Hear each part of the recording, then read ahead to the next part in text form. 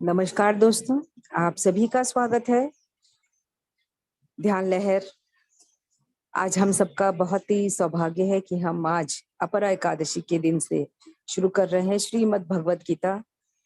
और इस श्रीमद् भगवत गीता को हिंदी में इनके श्रीमद् भगवत गीता जो श्री कृष्ण ने अर्जुन को पूरे विश्व कल्याण के लिए ज्ञान को दिया था, उसी ज्ञान को, उन्हीं श्रीमद् भगवत गीता को हम हिंदी में मणिमाला मैडम हमें आज बताने वाली है। ये लगातार सोम बुध शुक्र को चलेगा रहेगा ये सत्र, तो सभी आप जुड़े और लोगों को भी आमंत्रित करें। ये बहुत ही सुंदर सत्र होने वाला है। तो हम आमंत्रित करते हैं मणिमाला मैडम, आपका बहुत बहुत स्वागत है ध्यान लहर में।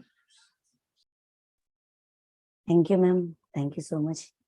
Yes, welcome welcome ma'am. सब देने के लिए thank you thank you thank you.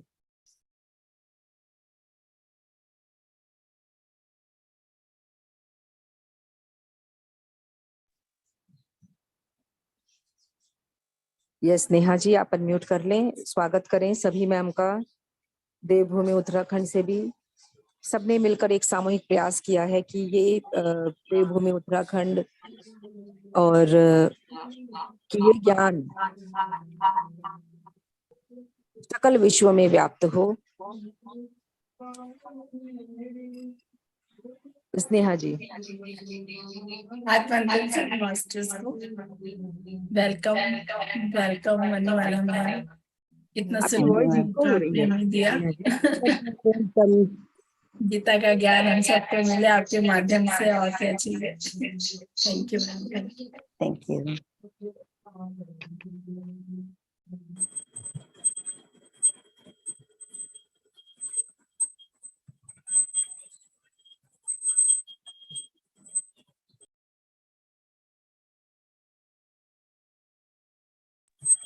सभी अनम्यूट कर लें, किसी बात करनी है तो, नहीं तो हम इसे स्टार्ट करते हैं। यस मैम, आप शुरू करें। Thank you ma'am. आप सब लोगों को मेरी कोटि कोटि धन्यवाद और आभार हूँ आपका। आपने मुझे ये अवसर दिया कि मैं हिंदी में भी भगवत गीता का जो भी ज्ञान मुझे प्राप्त हुआ, मेरी समझ में आई, जिस तरीके से मेरी समझ में आई, उस ज्ञान को आपके साथ शेयर करूं, ऐसा आपने अवसर दिया मुझे। थैंक यू मास्टर्स, सभी मास्टर्स को, इस विश्व के गुरु को, गुरु मंडली को, सबको मेरी कोटि कोटि धन्यवाद और आत्म प्रणाम। आज से हम श्रीमद् भगवत गीता का अध्ययन शुरू कर रहे हैं। श्लोकास नहीं, मुझे श्लोका पढ़ना नहीं आती, सिर्फ श्लोकों के अर्थ जैसा उसका भाव क्या है वो पढ़कर उसकी आंतर्य, मतलब भगवत गीता हमारी जिंदगी को, भगवत गीता से हमारी जिंदगी का उद्धार कैसा होगा, हमारी जीवात्मा का उद्धार कैसा होगा, हमारी आत्मा का उद्धार कैसा होगा, हम कैसे कर सकते हैं अपनी निजी जिंदगी में गीता का उपयोग आचरण में कैसे रख सकते हैं, ये बताने की प्रयास कर रही हूँ। अगर मुझसे कोई गलती हो गई मुझे क्षमा कर दीजिए। Thank you masters. अभी हम शुरू करें। गीताचार्य श्री कृष्ण परमात्मा का कोटि कोटि धन्यवाद और आत्म प्रणाम। अर्जुन का कोटि कोटि आत्म प्रणाम।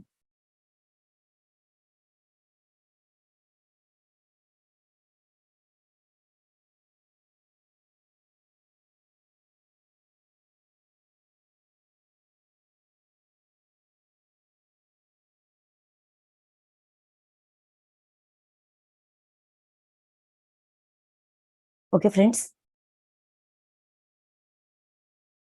तो हम श्रीमद् भगवत गीता ये कहाँ से शुरू हुई, क्यों शुरू हुई, किसी चीज के बारे में हमें जानकारी चाहिए, पता करना चाहते हैं और वो चीज हम अपनी निजी जिंदगी में आचरण में रखना चाहते हैं, इम्प्लीमेंट करना चाहते हैं, तो हमें इतना तो पता होना चाहिए इसका आरंभ कहाँ हुआ, इसका आरंभ होने की आवश्यकता क्या थी, क्यों ये कहा गया था, ये गीता का ज्ञान क्यों इस धरती पे आई, कृष्ण भगवान ने क्यों कहा इसको, अर्जुन ने क्यों पूछा, उसका परिस्थिति क्या था, गीता का उत्पन्न की परिस्थिति क्या था।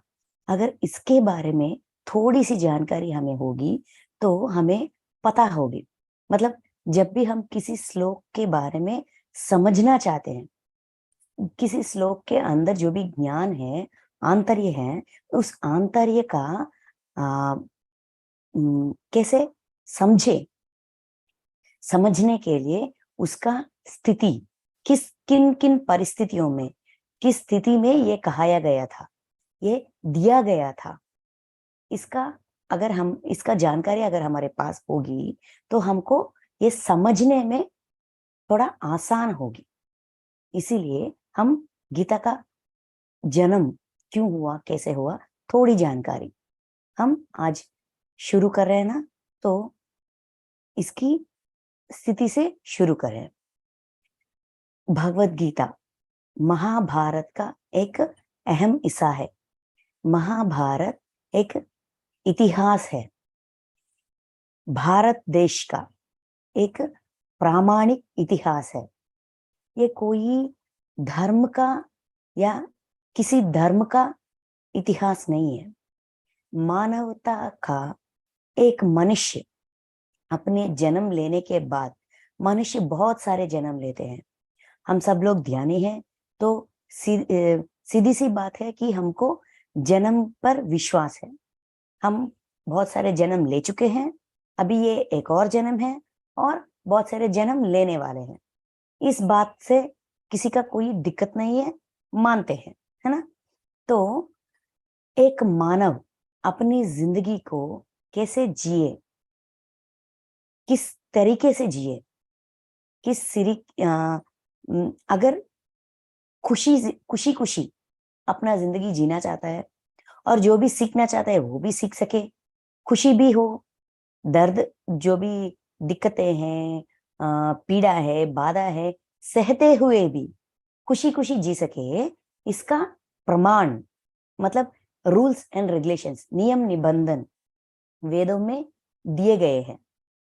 वेदों का सार जो भी है वो सारे वेद और उपनिषद, पुराण सब कुछ संस्कृत में थे। एक गुरु की कहने से, गुरु के द्वारा हम उसका ज्ञान वो पढ़ सकते हैं, समझ सकते हैं और आंतर्य को अवगाहन करके, मतलब समझ के हम अपनी जिंदगी में इस्तेमाल कर सकते हैं। ये किसको पॉसिबल है? सारे मनुष्य को ये समझना इतना आसान नहीं है। जो गुरु के पास जाते हैं, शिष्य बनते हैं, उसको पॉसिबल है, उनके लिए वो पॉसिबल है। लेकिन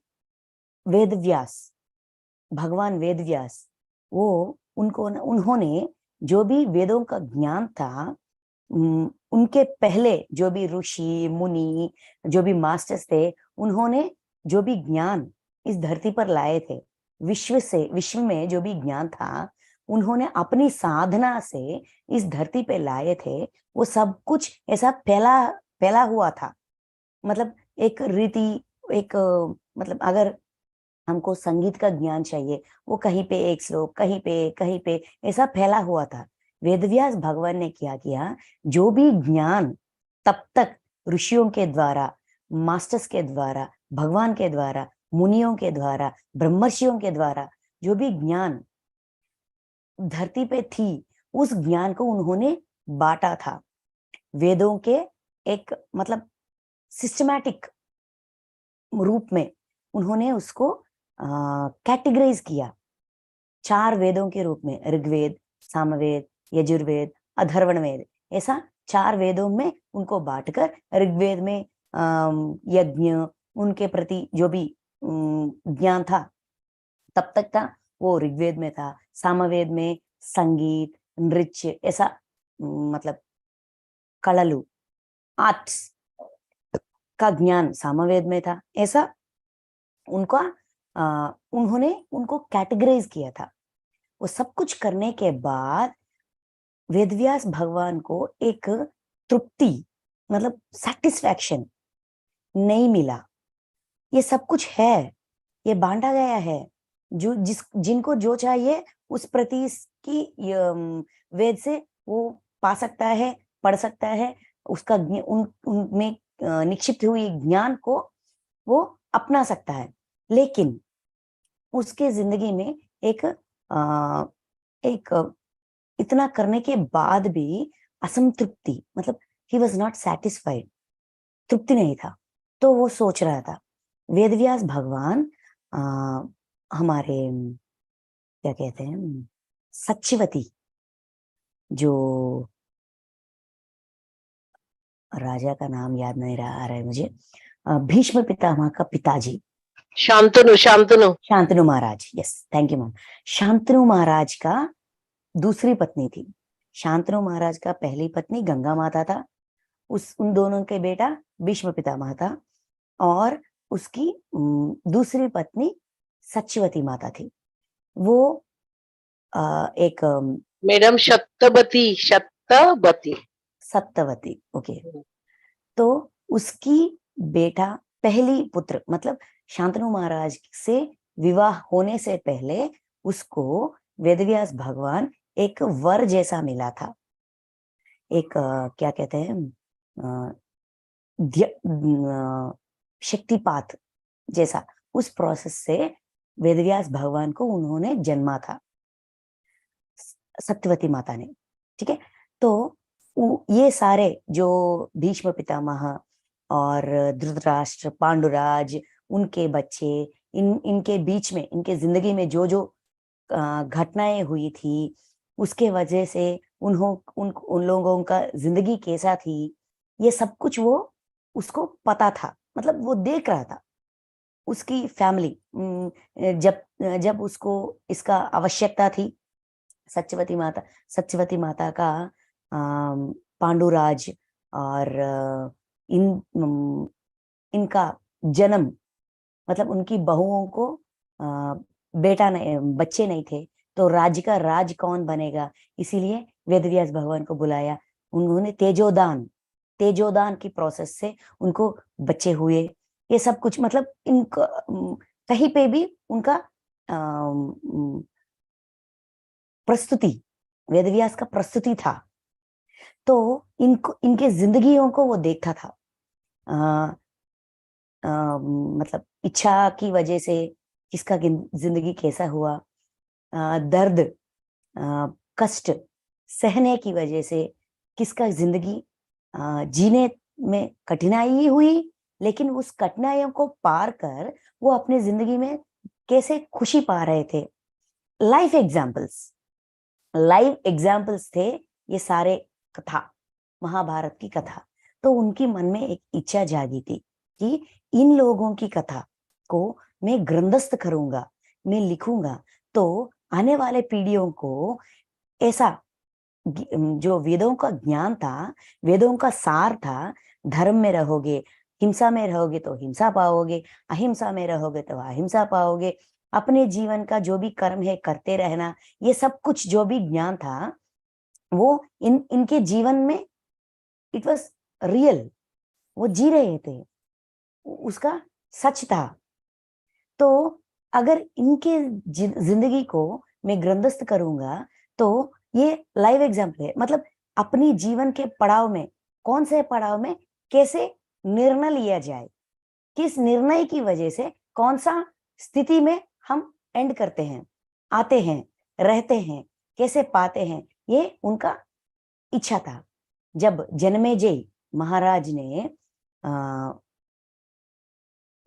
सर्पयाग किया था, उसके बाद वेदव्यास भगवान को ये इच्छा जगी थी, मतलब अर्जुन का हो गया, परीक्षण का हो गया, और जन्मेजय का हो रहा है जिंदगी। इतने पीढ़ियों के बाद उनका इच्छा जगी थी। तब उन्होंने अपनी शरीर का शक्ति मतलब फिफ्थ बॉडी का एनर्जीज को बढ़ाया, मतलब साधना में चले गए, साधना में चले गए, अपनी शक्ति और बढ़ाया और बढ़ाया और बढ़ाया, और अपनी फिफ्थ बॉडी की सहायता से शक्ति बढ़ाकर विश्व के अतीत में जाकर, विश्व के अतीत में जाकर ये कथा, पूरी कथा जब हम अपनी शरीर से, अपनी आंखों से देखते हैं तो जो हमारी आंखों में, आंखों के सामने हो रही है सिर्फ उसका पता होता, लेकिन सबकी जिंदगी जो हम देखते हैं सिर्फ वही नहीं होते, हम नहीं देखते हैं उनकी सोच, उनके विचार, दरवाजे के पीछे जो भी है, अतीत में जो भी है, वो सारे सच इनको पता है, लग गई, वेदव्यास भगवान को पता लग गई, और वो लिखने पे उन्होंने लिखना शुरू कर दिया। जब हम लिखना चाहते हैं, मतलब फिजिकल बॉडी को इस्तेमाल करना चाहते हैं, तो हमें फिफ्थ बॉडी के से फर्स्ट बॉडी में आना चाहिए। जब हम फिफ्थ बॉडी क्रॉस करके फर्स्ट बॉडी में आते हैं, पहली शरीर में आते हैं, बीच में मनोमय शरीर होती है, मतलब हमारा मन जगती है। जब फर्स्ट बॉडी से, मतलब पहली बॉडी फिजिकल बॉडी, अन्नमयी कोश से जब हम अन्नमयी कोश का इस्तेमाल करते हैं तो मनोमयी कोश भी उन पे शामिल होती है। तो मन के साथ वो जुड़कर जो भी सच्चाई है, अगर इस सच्चाई सबको पता चलता है तो इस व्यक्ति के में एक व्यक्ति के चरित्र पे दाग लगेगी, नीचा देखेंगे, ऐसा सोचकर सब सच को, जो भी असली सच था, उस सच को जैसा इनके मन का भावनाओं से मिलकर लिखना शुरू कर दिया। पहले इस काव्य का नाम था जयम। जयम मतलब प्रॉस्पेरिटी, ऐसा कुछ मतलब आता है, जयम इसका नाम था। लेकिन लिखने के बाद जब उन्होंने पढ़ा उसको अच्छा नहीं लगा, क्योंकि जो सच्चाई में आगे रखना चाहता था वो सारा सच्चाई नहीं है, वो सारा सच्चाई नहीं है। यहाँ पे जो मैंने देखा, जो मैंने लिखा, इसमें बहुत डिफरेंस है। ये ऐसा नहीं होना चाहिए। जो अतीत का सच है वही बाहर आना चाहिए, लेकिन मैं ऐसा नहीं कर पा रही हूँ। फिर उनके अंदर एक असंतृप्ति था, वो डल हो गई, ये क्या कर रही हूँ, ये मैं क्यों नहीं कर पा रही हूँ, ये मैं इसे ऐसा ही आगे रखूं, ऐसा मैं कैसे करूं, ऐसा वेदव्यास भगवान की स्थिति था। तब वहां नारद महर्षि आए थे, और इनकी स्थिति को देखकर, क्यों महर्षि आप इतने चिंतित क्यों हैं, क्या हुआ? अब इतने कार्यक्रम, इतना ज्ञान जो भी था वो सबको बांटने की प्रयास किया, वो ग्रंथस्थ किया, और ये सब कुछ कर रहे हैं, फिर भी आपके चेहरे पे ये असंतृप्ति का चिंता क्यों है? अगर आपको कोई दिक्कत नहीं हो तो मुझे बता दीजिए, ऐसा उनका पूछना था, नारद महर्षि का विनती था। तब जाकर वेदव्यास भगवान ने अपना जो भी चिंता था सब कुछ उनके सामने रखा। तब नारद महर्षि ने एक सलाह दिया था।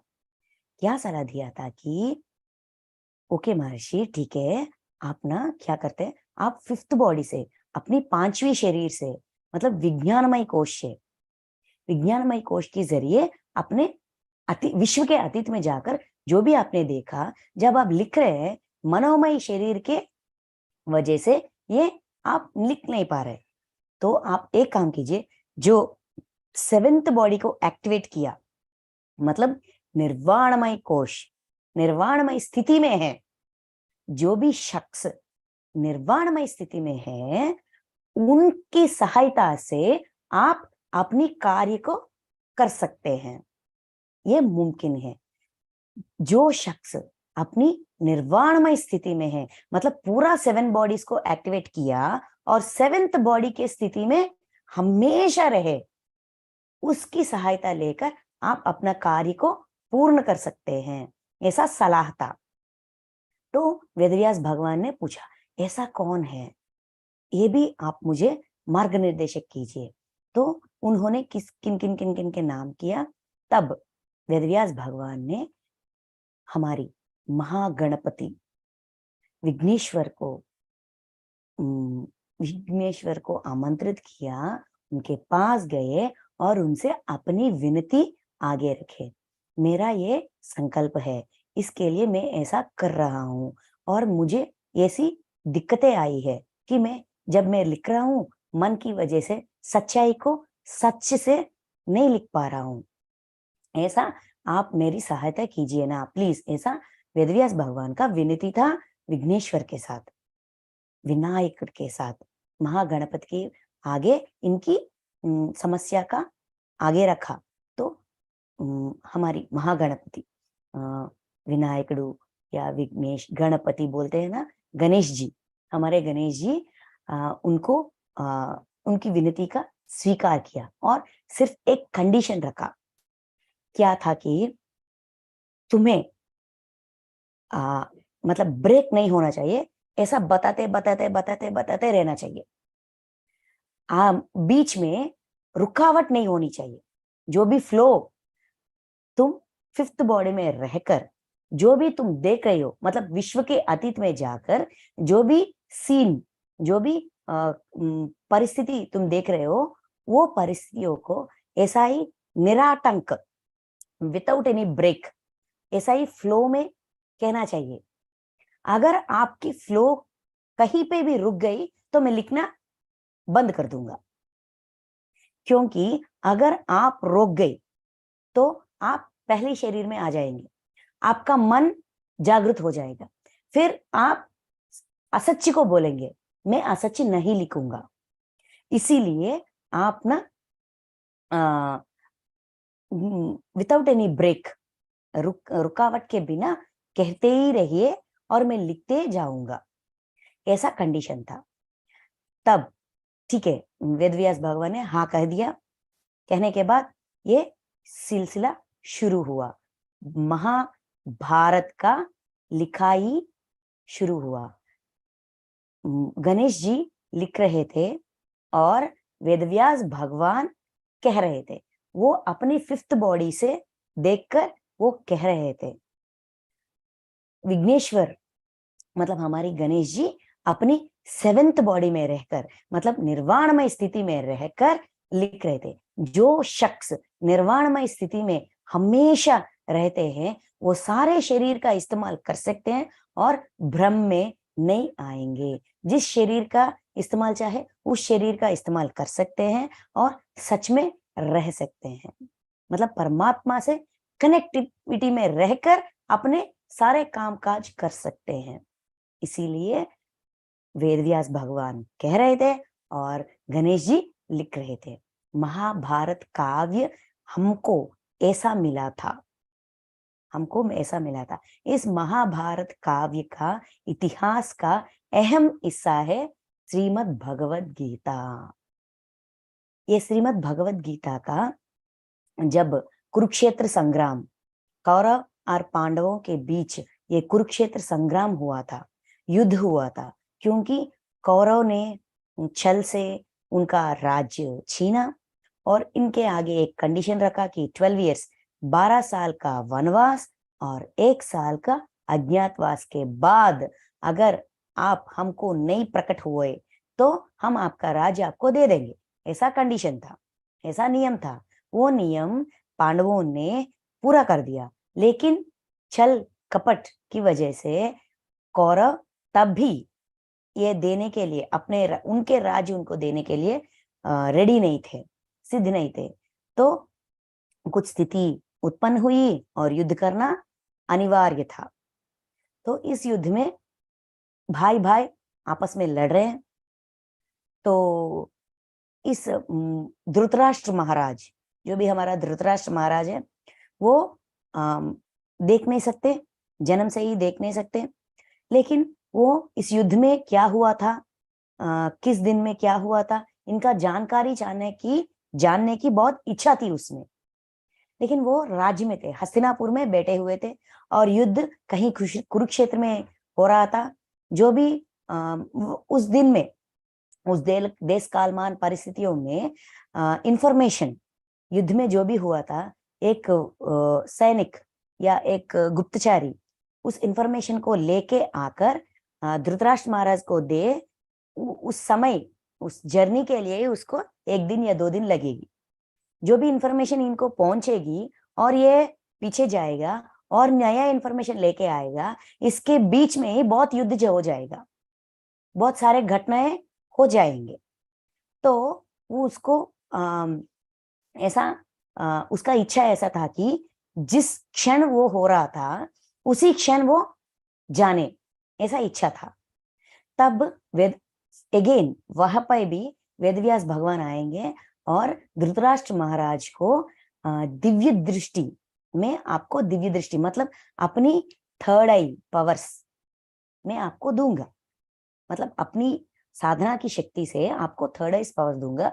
आप यहीं पे हस्तिनापुर में ही बैठकर वहां कुरुक्षेत्र में जो भी हो रहा था आप देख सकते हैं, ऐसा इनका इच्छा कहना था। और एक क्षण के लिए वो धृतराष्ट्र महाराज को अपनी मन दृष्टि मतलब दिव्य दृष्टि का एहसास करवाते हैं, देते हैं, लेकिन ये देख नहीं पाते। सारे जिंदगी अंधकार में रहते हुए उस कांति को, उस प्रकाश को वो सह नहीं पाते। इसीलिए वो क्या कहते हैं, नहीं नहीं नहीं, ये मुझसे नहीं हो रहा है, आप ना इस संजय धृतराष्ट्र महाराज का पीए है, संजय को दीजिए, संजय देखकर मुझे बताएगा। ऐसा उस शक्ति जो भी वो दिया गया था, उस शक्ति को भी संजय को देने के लिए रिक्वेस्ट करते हैं। तो वेदव्यास भगवान ने संजय को इस दिव्य दृष्टि को देने के लिए सिद्ध होते हैं। संजय भी बहुत अच्छे से इंसान थे और सच्चे वाले इंसान थे। जो भी गलती है, अगर वो महाराज भी हो, धृतराष्ट्र महाराज भी हो, महाराज ये गलत है ऐसा कहने की धैर्य होता है संजय में। जो भी घटनाएं होती है ना उसके जिंदगियों में, ये गलत है, ये गलत कर रहे हैं, ऐसा उनका संदेश देते थे संजय। ये अपना सीसीटीवी कैमरा है।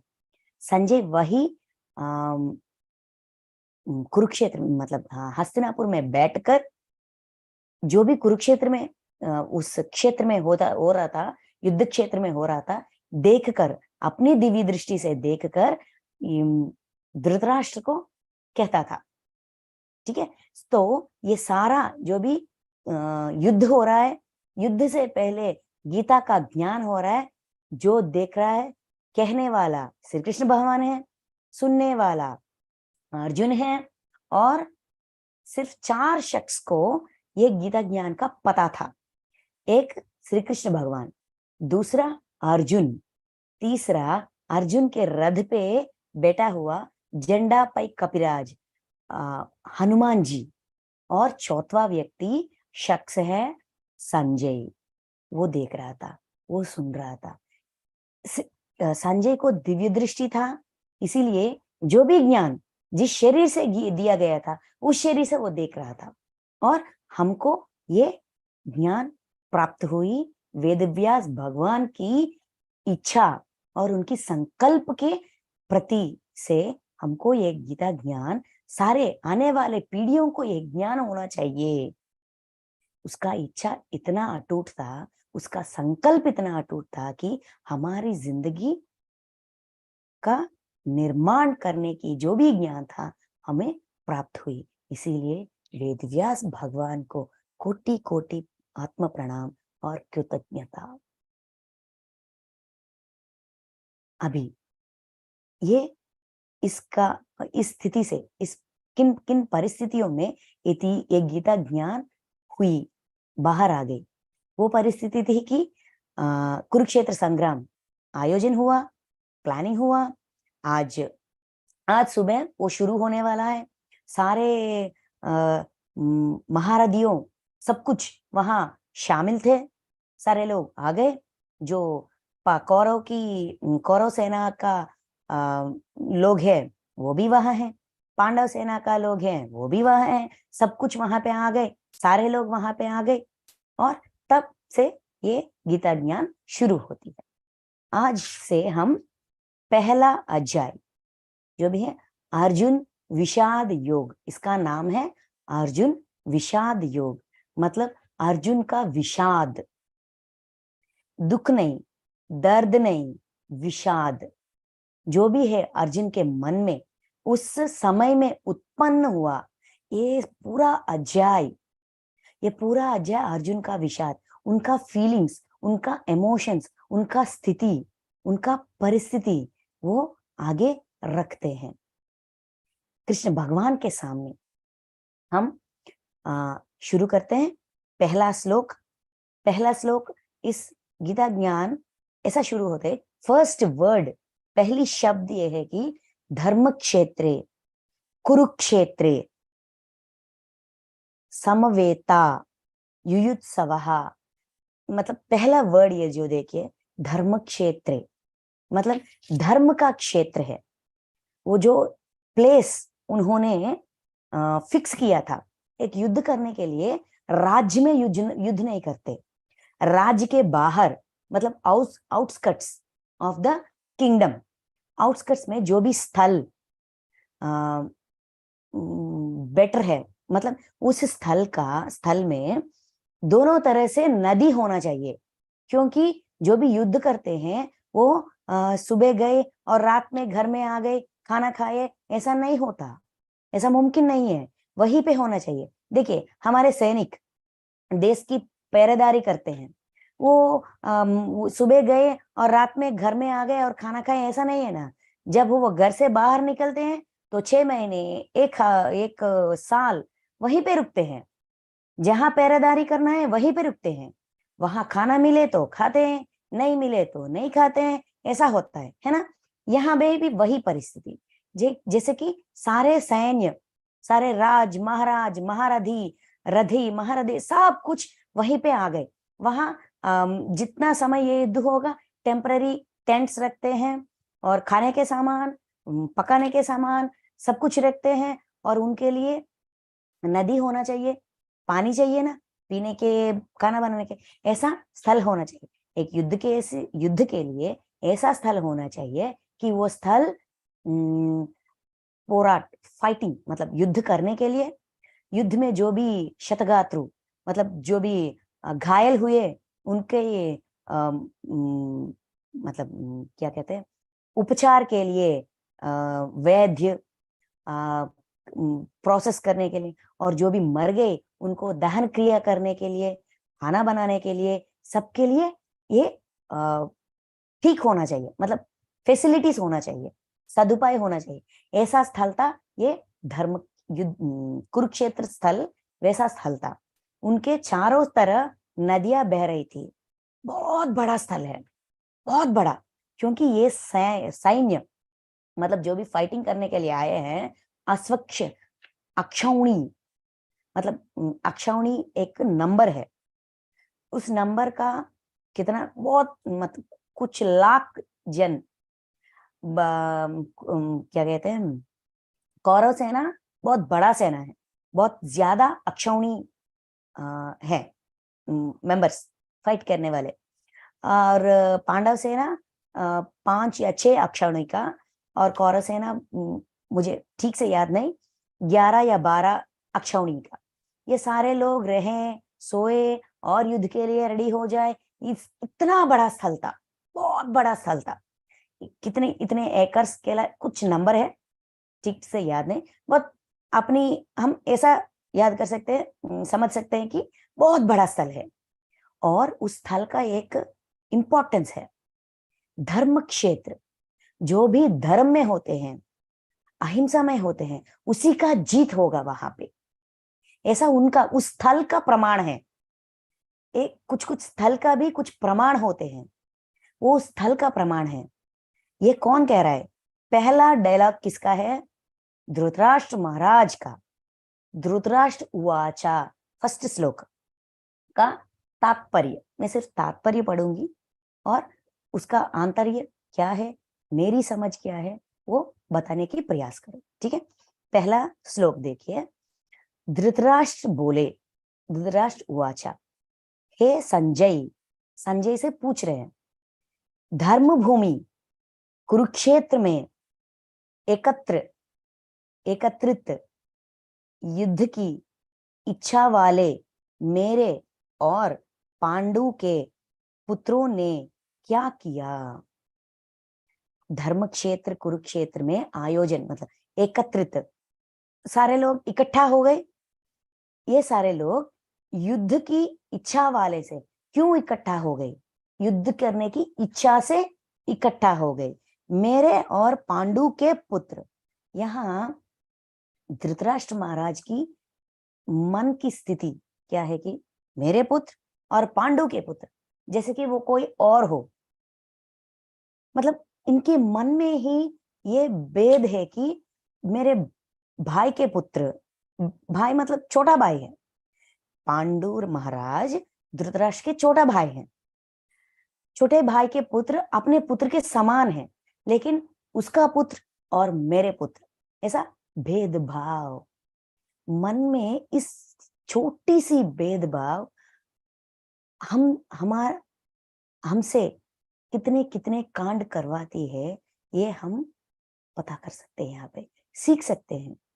अपने भाई के पुत्र, अपने बहन के पुत्र, अपने पुत्र अलग नहीं है, एक समान है। अगर इनके मन में ऐसा भाव होगी, एकता का भावना, भेदभाव की जगह एकता की भावना होती, तो इतना ऐसे दुर्घटना ही की परिस्थिति ही उत्पन्न नहीं होती। बचपन से ही उनको आप सब लोग एक है, ऐसा अगर उन्होंने बड़ा किया होता तो स्थिति नहीं आती। ये तो हो गई, ये जो होना था वो हो गई। हमें क्या सीखना है? मेरे पास समय है, आपके पास समय है, इसीलिए हम बैठे हैं? नहीं ना। हम क्या सीखें इससे? उनके जिंदगी से हम क्या सीखे और हमारे जिंदगी में ऐसे गलती ना दोहराए, इसीलिए हम गीता का ज्ञान ले रहे हैं। अपने अंदर का भेदभाव को निकाले, सबको एक समान देखे। इस श्लोक से मुझे लगा ये जो भेदभाव मेरे और पांडु के पुत्र, ये शब्द कहने से उनका जो भेदभाव है वो प्रकटित हो रही है, दिख रहा है वहां पे। क्या किया वो क्या कर रहे हैं? तुम देख रहे हो ना, तुम दिव्य दृष्टि से देख रहे हो। तुम क्या दिख रहे, तुम्हें क्या दिख रहा है? वहां क्या हो रहा है? बता दो क्या हो रहा है। वो जानने की इच्छा थी। और इनके मन में एक और भी भय था। कुरुक्षेत्र की उस स्थल का प्रामुख्यता यह है कि जो धर्म में है उनका जीत होगी। और इनको बहुत अच्छी तरह पता है कि कौरव, इनके जो 100 पुत्र हैं और इनके मन, ये सब अधर्म है, जो ठीक नहीं है। उस मार्ग पे ये लोग हैं। जो धर्म है, जो ठीक है, जो सच है, वही हो, उस स्थल का प्रमाण है। इसकी मन में ये दुविधा भी थी। धर्म क्षेत्र में जो धर्म में है वही जीतेंगे, हमारा पक्ष तो अधर्म है, तो ये क्या होगा, कैसा होगा, इसका भय था। और इतना ही नहीं, एक तरफ से वो भय था और दूसरी तरफ उस भय को किससे स्टैंडर्ड हो रहा है कि भीष्म पितामह हमारा टीम में है, गुरु द्रोणाचार्य हमारा टीम में है, कर्ण, महारथी कर्ण हमारे टीम में है। ये बहुत अच्छी तरह युद्ध कर सकते हैं। इनके युद्ध नीति, इनके युद्ध प्रणाली का इतना अच्छा है, इतना अनुभव है, युद्ध का अनुभव है इन तीनों में, कि इसके अनुभव के आगे जो भी हो वो हार जाएंगे, वो जरूर हार जाएंगे। ऐसा देखिए, सबके मन में सच्चाई का और सच्चाई को ढके रखने के लिए अपनी शक्ति क्या है, ऐसा थॉट प्रोसेस दोनों हमेशा हमारी जिंदगी में इस परिस्थिति परिस्थिति का उत्पन्न होती है। एक परिस्थिति में ऐसा सोच भी होती है और ऐसा सोच भी होती है। वही अब धृतराष्ट्र महाराज का स्थिति है। अब उनका सोच विचार ऐसा चलता चलता रहता है। उस सोच से उस एक तरफ भय है, एक तरफ निर्भय है, धैर्य है। ये दोनों की तरह से, दोनों सोच से वो ये प्रश्न पूछ रहा है संजय से। ठीक है, दूसरा श्लोक का आंतर्य मतलब क्या कहते हैं, मीनिंग, भाव एक है। संजय बोले, संजय वाचा। यहाँ संजय हमारा सीसीटीवी कैमरा है, वो देख रहा है और हमको बता रहा है। ये पूरा गीता का ज्ञान किसकी मुंह से आ रहा है? संजय की मुंह से आ रहा है। संजय सुन रहा है और कह रहा है। वहां कृष्ण भगवान कह रहे हैं, कृष्ण भगवान जो भी कह रहा है, अर्जुन जो भी कह रहा है, संजय सुन रहा है और हमको कह रहा है। मतलब संजय की मुंह से जो भी गीता ज्ञान आई थी वो हम अब अध्ययन कर रहे हैं। ठीक है, संजय वाचा, संजय ने बोला। क्या बोला? उस समय राजा दुर्योधन ने व्यूह रचनायुक्त पांडवों की सेना को देखकर और द्रोणाचार्य के पास जाकर यह वचन कहा। जब संजय देख रहा था, वहां दुर्योधन कुछ कर रहा था। क्या कर रहा था? यहाँ राजा धृतराष्ट्र महाराज युद्ध में नहीं गए।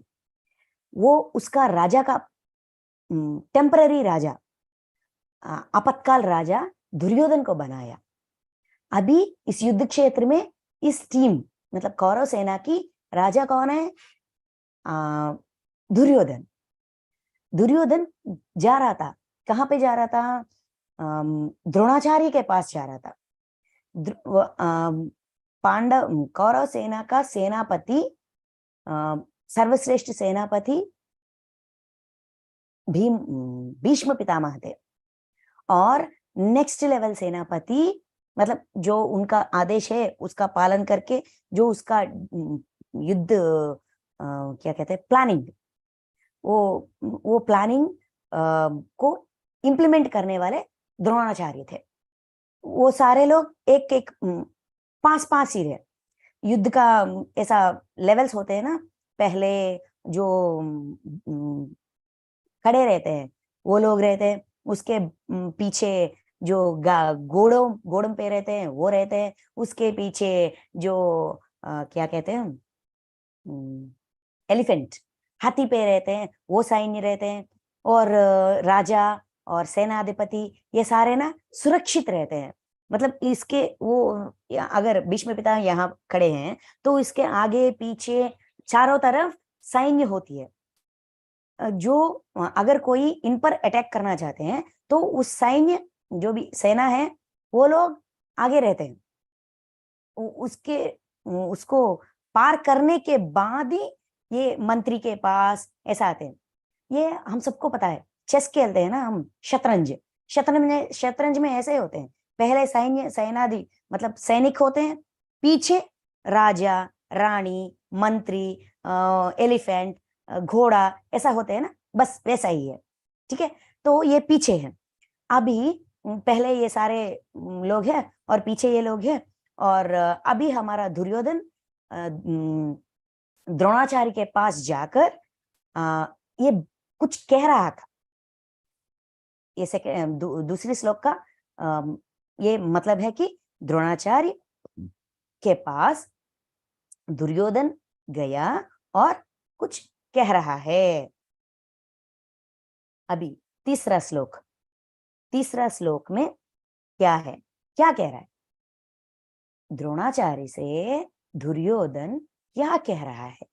यह कह रहा है कि तीसरा श्लोक, हे आचार्य, आपके बुद्धिमान शिष्य द्रुपद पुत्र दुष्टजम्न द्वारा व्यूहकार खड़ी की हुई पांडव पुत्रों की इस पांडुपुत्रों की इस बड़ी भारी सेना को देखिए। यहाँ दुर्योधन हे आचार्य, अपने गुरु थे ना वह, आचार्य, गौरव से, मर्यादा से आचार्य, हे आचार्य ऐसा बुला रहा है द्रोणाचार्य को, बुलाकर मतलब ऐसा बुला रहा है और कह रहा है आपके बुद्धिमान शिष्य द्रुपद पुत्र दुष्टजिम्न, दुष्टजिम्न द्रुपद महाराज का पुत्र है और किसका शिष्य है? द्रोणाचार्य का शिष्य है। बुद्धिमान शिष्य, वो अपनी बुद्धि मतलब पूरा ज्ञान आपसे प्राप्त किया, जो जिन्होंने आपसे ज्ञान प्राप्त किया, बुद्धि प्राप्त किया और युद्ध नैपुण्य, युद्ध शिक्षणा भी आपसे ही उन्होंने प्राप्त किया, वो वहां खड़ा है। कौन से स्थिति में खड़ा है? उस पांडवों के सैन्य, पांडु पुत्रों के इस बड़ी भारी सेना को, मतलब पांडवों की सैन्याध्यक्ष है, पांडु पुत्रों की सैन्य की अध्यक्ष मतलब कमांडर इन चीफ दुष्टजिम्न, वो दुष्टजिम्न जो आपका बुद्धिमान शिष्य है, वो उस सैन्य का सैन्याध्यक्ष है, व्यूहकार और व्यूह रचना, उस सैन्य का व्यूह रचना यही कर रहा है। कौन कर रहा है? दुष्टजिम्न कर रहा है। आपसे जो भी ज्ञान उन्होंने प्राप्त किया, वही ज्ञान का वो इस्तेमाल कर रहा है। मतलब आपसे बढ़कर जानकारी उनके पास नहीं होगी, जो आपने सिखाया वही वो इस्तेमाल करेगा। तो आपके वजह आप उस व्यूह का बहुत सरल तरीके से तोड़ सकते हैं। इसकी मन का इच्छा, इसकी मन का भावना ये थी, वो आपका शिष्य है, बुद्धिमान शिष्य है, उसका वो वहां का व्यूह रचना कर रहा है क्योंकि वो वहां का सैन्याध्यक्ष है, ऐसा इनका कहना था, ऐसा परिचय कर रहा है। द्रोणाचार्य को दुष्टजिम्न और पांडव सेना, उनके सैन्याध्यक्ष, उनके व्यूह रचना, ये सबका परिचय कर रहा है दुर्योधन द्रोणाचार्य से। ठीक है, आज हम यहाँ रोकते हैं क्योंकि यहाँ से आगे जाने से आगे जाकर रोक नहीं सकते। पूरा युद्ध का आयोजन और क्या हो रहा है, क्या कह रहा है दुर्योधन, क्या कह रहा है, और ये सब कुछ हम कल मतलब वेडनेसडे, बुधवार को शुरू करेंगे। आज हम हमारा गीता का क्लास यहाँ रोकते हैं क्योंकि आगे जाकर हम रोक नहीं सकते, ये ऐसा कंटिन्यू होती है, किस श्लोक पर रोके ये मुमकिन नहीं है। ठीक है फ्रेंड्स, आज के लिए ये हमारा गीता ज्ञान है। Thank you masters, thank you so much.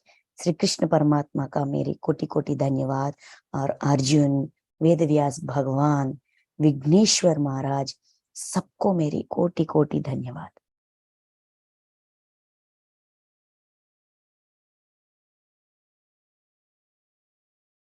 Okay friends, थोड़ा बता दीजिए तो समझ में आई कि नहीं आई?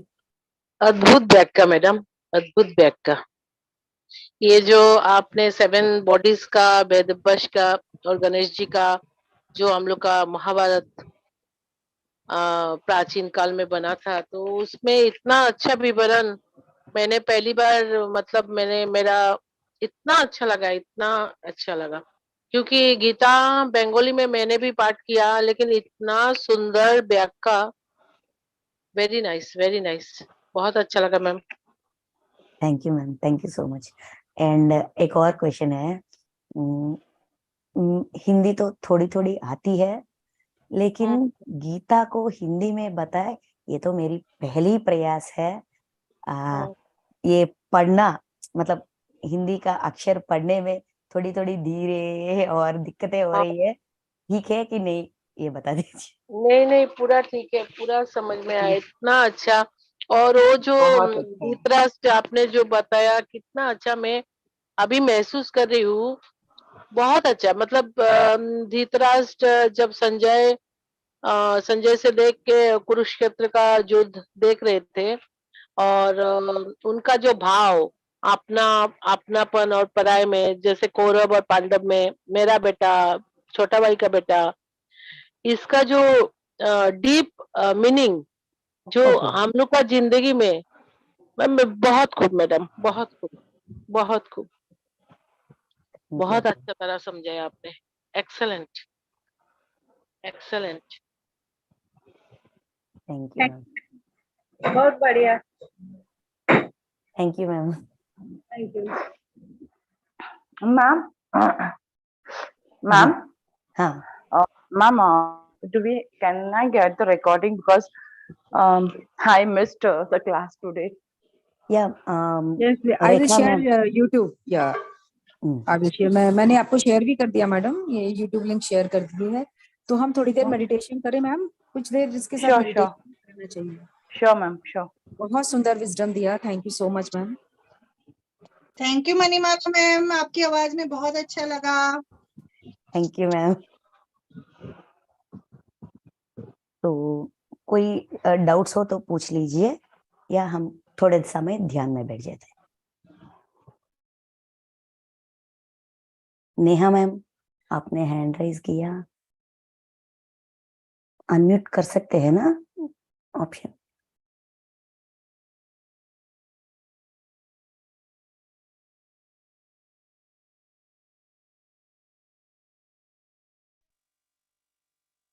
ठीक है, तो हम ध्यान करें थोड़ा समय। यस मैम, हाँ ध्यान करें थोड़ी मैडम देर। थोड़ा लाइट म्यूजिक, फ्लूट म्यूजिक रख दीजिए।